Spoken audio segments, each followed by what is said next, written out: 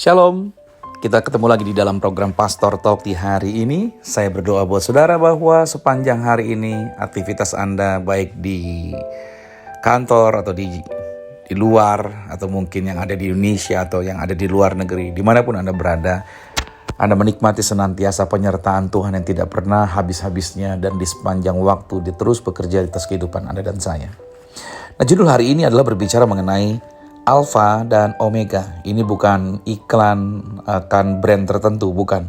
Tapi ini pernyataan Alkitab yang terambil di dalam Wahyu 22 pada ayat 13. Kata Yesus adalah, "Aku adalah Alfa dan Omega, yang pertama dan yang terkemudian, yang awal dan yang akhir." Nah, setiap kali saya baca kitab Wahyu dan saya melihat tulisan Alfa dan Omega, saya melihat luar biasa apa yang dituliskan oleh Tuhan. Kenapa? Karena Alfa dan Omega ini sangat kaya akan makna teologis dan profetis. Dan penjelasan-penjelasannya begitu sangat powerful dan luar biasa. So, pastikan saudara mengikuti penjelasannya sampai akhir. Yang pertama adalah begini. Alfa dan Omega itu adalah huruf pertama dan huruf yang terakhir. Karena Alfa dan Omega adalah huruf awal dan terakhir di dalam abjad atau alfabetnya Yunani. Orang Yunani menggunakan alfa dan omega dalam alfabetnya. A sampai terakhir gitu. Kalau Indonesia kan A sampai Z. Kalau dia alfa dan omega. Nah, dengan Yesus berkata seperti itu bahwa dia adalah alfa dan omega, berarti Yesus sedang menyatakan bahwa dia mencakup seluruh keberadaan dan mencakup seluruh sejarah yang ada di dunia ini. Bahkan sebelum dunia ini ada, dari awal sampai dengan akhir. So, dia berani klaim, dia berkata seperti itu. Siapa yang berani klaim seperti ini? Hanya Yesus yang berani berkata seperti itu. Artinya gini, Yesus adalah sumber dari segala sesuatu karena dia adalah yang awal. Dan Yesus juga adalah tujuan akhir dari segala sesuatu. Makanya dia berkata dia adalah Omega. Jadi saudara dan saya penting baik-baik pahami. Yesus itu awalnya dari segala sesuatu. Dan Yesuslah tujuan akhir dari segala sesuatunya. Kita diciptakan di dalam dunia ini. Yang kedua, pelajaran kedua adalah yang pertama dan yang terkemudian. Ini menegaskan bahwa tidak ada yang mendahului Yesus. Tidak ada.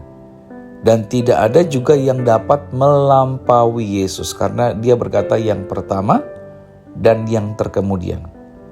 Tuhan adalah dalam perjanjian lama, gelar ini digunakan yaitu dengan memakai 4 huruf mati, yaitu Y, H, W, H.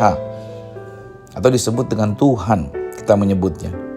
Karena Yesaya 44 ayat 6 berkata, "Akulah yang terdahulu dan akulah yang terkemudian. Tidak ada Tuhan selain aku." Artinya, Yesus sedang menyatakan keilahiannya, bahwa dia adalah Tuhan yang memulai semua ini.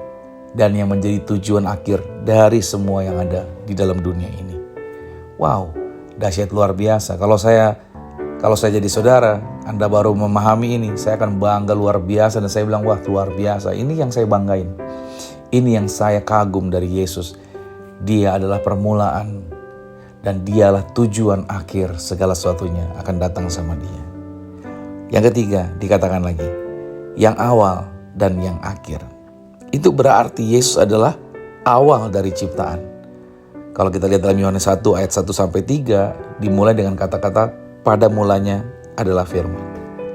Kalau dia berkata yang awal dan yang akhir, itu berarti Yesus adalah akhir dari segala sejarah. Karena segala sesuatunya akan menuju kepada Kristus sesuai Filipi 2 ayat 10 sampai 11, sesuai dengan Efesus 1 pada ayat yang ke-10. Jadi makna teologisnya adalah semua rencana Tuhan dari penciptaan, penebusan, sampai kekekalan, itu semuanya berpusat dan disempurnakan di dalam Yesus. Itu sebabnya kekristenan itu bukanlah usaha manusia mencari Tuhan. Tapi sebaliknya, Tuhan yang memulai, Tuhan juga yang datang mencari kita. Dan Tuhan yang memulai, Tuhan juga yang membawa kita kepada akhirnya, yaitu dirinya sendiri tujuan akhir daripada kehidupan setiap manusia yang ada di dunia ini. Sekarang, apa artinya bagi kita orang yang percaya pada Yesus? Artinya, yang pertama, hidup kita itu ada selalu di dalam kendalinya Tuhan. Iya dong, Dia yang punya sejarah semuanya dari awal sampai habis. Berarti hidup kita ada di dalam kendali Tuhan. Karena Dia adalah Alfa dan Omega, maka tidak ada musim, tidak ada peristiwa, atau tidak ada kesulitan atau tantangan penderitaan yang lepas dari pengawasan dan tujuannya. Saya nggak tahu si saudara sedang ada di situasi apa. Tapi yang saya mau sampaikan buat saudara, semuanya tetap ada dalam kendalinya Tuhan. Jangan biarkan setan membuat engkau gelisah dan akhirnya mengandalkan kekuatanmu sendiri. Engkau pikir kau bisa. Ingat baik, Tuhan pegang kendalinya karena Dia ada di semua musim dan segala hal yang kita sedang jalani, Dia ada di sana. Yang kedua, artinya bagi setiap kita orang percaya adalah kita dipanggil untuk hidup dengan tujuan kekal. Garis bawahi tujuan kekal. Kalau Yesus adalah akhir dari segalanya, maka hidup kita haruslah diarahkan kepada Dia. Kan tujuan akhirnya Dia. Jadi bukan sekedar kita mengejar dunia yang fana ini. Saya tidak melarang Anda untuk bangun bisnis, untuk bekerja. Saya tidak larang Anda untuk menghasilkan keuangan, untuk menghasilkan uang, untuk menghasilkan yaitu pendapatan dan lain sebagainya. Tapi ingat baik bahwa yang kita kejar at the end dalam artian segala sesuatunya itu kepada Yesus, karena Dialah tujuan kekekalan di dalam kehidupan kita. Jadi ingat baik, kalau kita memahami ini, kita akan senantiasa bisa mengucap syukur di dalam setiap perkembangan yang kita jalani. Yang ketiga, berarti sekarang kita punya pengharapan yang pasti. Wow, sama-sama katakan kepastian. Yesus itu pasti. Yesus itu tidak ada keraguan. Yesus itu adalah jaminan. Di saat semua orang gelisah, di dalam Yesus ada ketenangan. Makanya karena Yesus adalah akhir dari sejarah, maka akhir hidup orang percaya adalah kemenangan, bukanlah kehancuran. Jadi apapun yang terjadi, situasinya, keadaannya, akhirnya kita sudah tahu.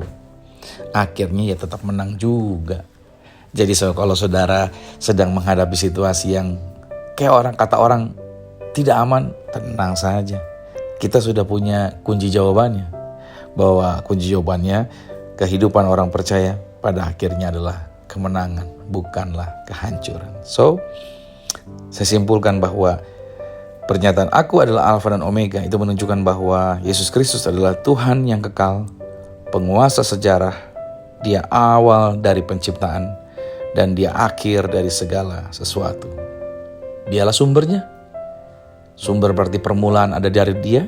Dialah juga tujuannya, tujuan kehidupan setiap manusia, dan Dialah pusat kehidupan setiap kita. Nah, sebelum kita tutup, pertanyaan ini adalah, apakah Yesus sungguh menjadi Alfa dan Omega di dalam kehidupan Anda? Lalu apakah Anda memulai dan mengakhiri segalanya di dalam Yesus? Karena firman Tuhan berkata, apa yang kamu mulai di dalam roh, janganlah kamu akhiri di dalam daging. Dan Alkitab berkata, biarlah rohmu menyala-nyala dan layanilah Tuhan. Selamat beraktivitas di sepanjang hari ini. Dia Alfa dan Omega. Dia Tuhan yang menyertai dan memandu perjalanan Anda. Tuhan Yesus Kristus memberkati. Shalom.